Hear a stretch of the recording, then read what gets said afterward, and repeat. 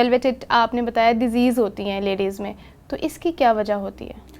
Young females کے اندر valvular diseases کی common reason جو ہوتی ہے، موسٹ کامن جو عام طور پر دیکھا گیا، مائٹرل اسٹینوسس سب سے زیادہ کامن ہوتا ہے فیمیلز کے اندر. ٹھیک ہے.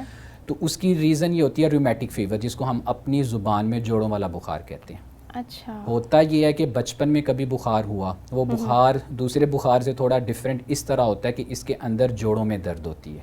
یہ ایک اسپیشل قسم کا بیکٹیریا ہوتا ہے جو گلے میں انفیکشن کرتا ہے، عام طور پر گلا خراب ہوتا ہے اور اس سے بخار ہوتا ہے. لیکن اس کو جوڑوں والا بخار اس لیے کہتے ہیں کیونکہ وہ جوائنٹ پین ہوتی ہیں اس کے اندر، کیونکہ اس کے کانسیکوینسز یہ ہیں کہ یہ اس طرح باڈی کے اندر پھیلتا ہے.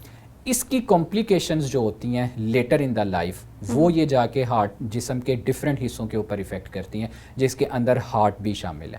اور ہارٹ کے اوپر یہ اس طرح افیکٹ کرتی ہیں کہ یہ ہارٹ کے ویلوز کو خراب کرتی ہیں. ہوتا یہ ہے کئی دفعہ کہ بچپن میں بخار ہوا، اس نے ہارٹ کے ویلوز کے اوپر اثر کیا لیکن پتہ نہیں چلتا. Later on stages with the life, آہستہ آہستہ آہستہ آہستہ جیسے ایج بڑھتی جاتی ہے، یا اسپیشلی جب پریگننسی ہوتی ہے، جب باڈی کے فزیولوجیکل رسپانس چینج ہوتے ہیں، تب جا کے آپ کو پتہ چلتا ہے جی کہ یہ ویلو خراب ہوا ہے. تو پھر ہم اکثر جب کویشچن کرتے ہیں کہ جی کہ آپ کو کبھی بچپن میں اس طرح کا بخار ہوا تھا جس میں بڑی جوڑوں میں درد ہوئی تھی، تو پھر وہ بتاتے ہیں جی ڈاکٹر صاحب ہمیں یہ بخار ہوا تھا اس وقت، تو یہ اس کے کانسیکوینسز ہوتے ہیں. اچھا ڈاکٹر صاحب یہ بتائیے گا کہ جیسا بھی آپ نے بتایا یہ جوڑوں والا بخار جو خواتین میں ہوتا ہے، تو اس کا پریگننسی سے کیا تعلق ہے؟ پریگننسی میں پتہ لگتا ہے یا بعد میں؟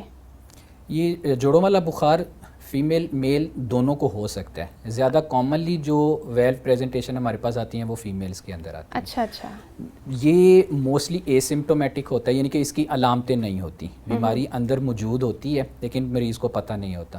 جیسے ہی پریگننسی ہوتی ہے، پریگننسی کے دوران ایک فزیولوجیکل رسپانس ہوتا ہے باڈی کا، کہ باڈی کی ہیمو ڈائنامکس چینج ہوتی ہیں، جس میں آپ کی دل کی دھڑکن بڑھتی ہے، باڈی کا پلازما والیوم وہ بڑھتا ہے، بلڈ پریشر لو ہوتا ہے، ہارٹ ریٹ بڑھتا ہے. یہ سارے فزیولوجیکل رسپانس ہیں.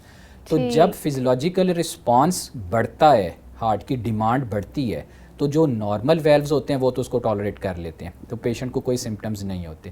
لیکن اگر خدا نخواستہ انڈر لائن کوئی ایسی ویلولر ڈیزیز پڑی تھی جو پہلے نہیں پتہ تھی، جب پریگننسی ہوتی ہے، جیسے جیسے پریگننسی پروگریس کرتی ہے تو اس کے سمٹمز آنا شروع ہو جاتے ہیں، مریض کا سانس خراب ہونا شروع ہو جاتا ہے. تو پھر جب ہم اس کو دیکھتے ہیں تو پتہ چلتا ہے جی کہ یہ اس کو ویلو